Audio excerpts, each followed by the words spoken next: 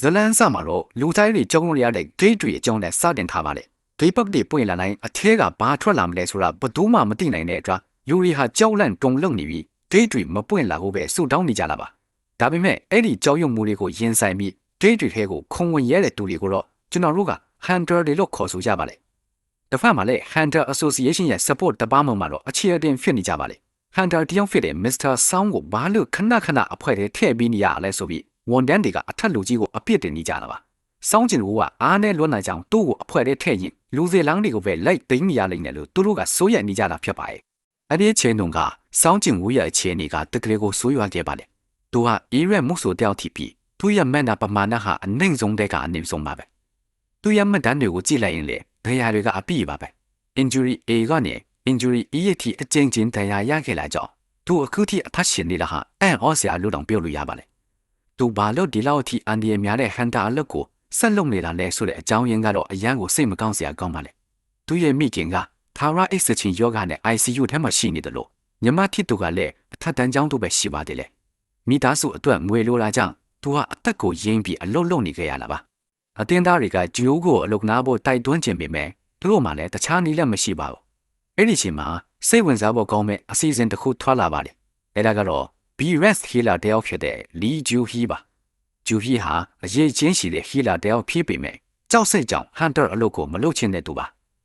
အသင်းအဖွဲ့တာဝန်ရှိဖို့ဒီလားဂျင်ဝူရဲ့မစုံမနစ်တဲ့တက်တီနဲ့ဂျူဟီရဲ့ကုသနိုင်စွမ်းကိုပေါင်းစပ်ပေးဖို့ကြိုးစားခဲ့ကြပါလေကြောက်ရွံ့မှုကိုတက်တီအဖြစ်ပြောင်းလဲနိုင်တဲ့သူတွေဟာအချင်းချင်းခွန်အားဖြစ်စေလိမ့်မယ်လို့သူတို့ကယူဆခဲ့ကြတာပါဒါဟာဂျင်ဝူရဲ့ခရီးစဉ်မှာအရေးပါတဲ့အစပြုမှုတစ်ခုဖြစ်ခဲ့ပါလေဒီ chapter ရဲ့အဆုံးသားမှာတော့ဖခင်ဖြစ်သူဆောင်ကျင်ရဲ့အတိတ်က勇敢ခဲ့ရမှုတွေနဲ့ဒါဖြစ်သူစူဟိုတို့ရဲ့ခရီးစဉ်ကိုရှင်တွဲပြသသွားတာပဲဖြစ်ပါတယ်။ဂျင်နိုရဲ့ချာဟဲရင်တို့ရဲ့16နှစ်မြောက်မင်္ဂလာနင်းပတ်လည်နေ့မှာဂျင်နိုကသူ့ဇနီးတိုက်ကိုဆွဲကြိုးလက်ဆောင်ပေးရင်အိမ်ပြန်နှင့်ဖို့ပြောတယ်ပြီးကိုမေးရဲ့အနောက်မှာပဲအမြဲရှိနေမှာပါလို့ကတိပေးခဲ့ပါတယ်။ဒီစကားဟာဇနီးတဲ့အတွက်သားမကဖခင်ဖြစ်သူရဲ့လမ်းစဉ်ကိုလိုက်ရှောက်မဲ့ဒါဖြစ်သူစူဟိုအတွက်ပါကြီးမားတဲ့အကာအကွယ်နဲ့ခွန်အားကိုပေးလိုက်တယ်လို့ပါပဲ။ဂျင်နိုဟာ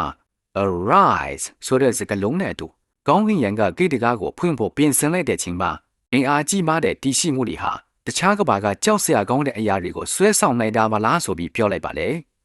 ဂျင်နူဟာသူ့အတိတ်ကအားနည်းခဲ့တဲ့ E-Ring ဘဝကိုပြန်လဲတတိယရင်ဘလောက်ပဲကြောက်စရာကောင်းတဲ့အရာတွေပေါ်လာပါစေအရှုံးမပေးမဲ့စိန်ခေါ်သွားကိုဆုံးဖြတ်လိုက်ပါတယ်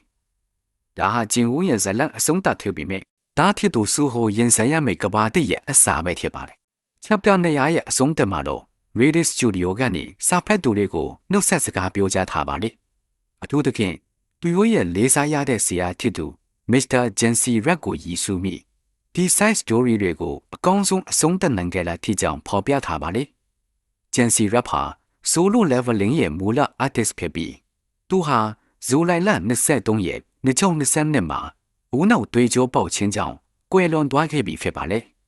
မူရင်းဝိထုရေးစရာမစ္စတာချူကောင်းကိုလည်းကျေးဇူးတင်စကားဆိုထားပါသေးတယ်။ဒီလိုနဲ့ solo leveling ဟာ side story 20ပခန်းအပါအဝင် chapter ပေါင်း200ဟာတရားဝင်ပြီးဆုံးသွားခဲ့ပြီဖြစ်ပါတယ်။ဟုတ်ကဲ့ပါဒါကတော့ဆောင်းကျင်ဦးရဲ့ရှေလျားလာတဲ့ခရီးစဉ်ကိုအဆုံးသတ်ပြလိုက်တဲ့ chapter 200ပဲဖြစ်ပါတယ်။အားနေတဲ့ Iran ကနေစัจ java လာကိုကဲတင်နိုင်တဲ့ Shadow Moonage အထိပြောင်းလဲလာပုံကကျွန်တော်တို့အတွက်တော့တကယ်ကိုစိတ်သက်ခွန်အားရစေပါတယ်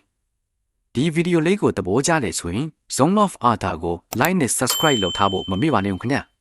နောက်ထပ် manhwa recap တွေကိုလည်းအမြန်ဆုံးတင်ဆက်ပေးသွားပါအောင်မယ်အားလုံးကိုကျေးဇူးတင်ပါတယ်ကျွန်တော်အားထားပါ